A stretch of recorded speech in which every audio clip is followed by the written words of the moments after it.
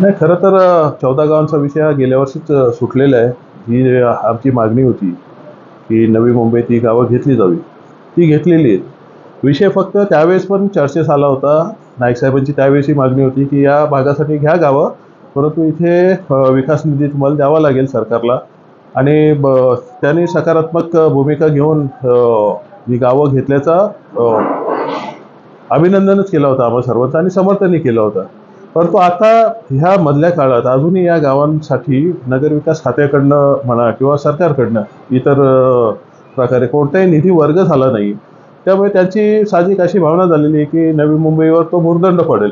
परंतु आमची त्यांना एकच विनंती आहे की इथे पण तुम्ही बघाल की अनेक म्हणजे इथली टॅक्स वसुलीच जर आता या स्टेजला जरी केली तरी 100-150 कोटी तीच वसुली होईल.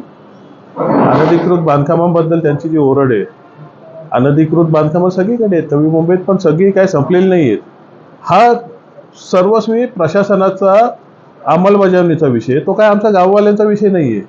त्यामुळे तो सरकारने करावा, त्यालाही कोणाची आडकाठी नाही आहे. उगीचच 14 गावात नवी मुंबईत सामील झाली असताना त्याचं दप्तर घेण्यात दिरंगाई किंवा इतर गोष्टी करून ह्या गावकऱ्यांना वेठीस धरू नये, आमची कळकळीची विनंती आपल्या माध्यमातून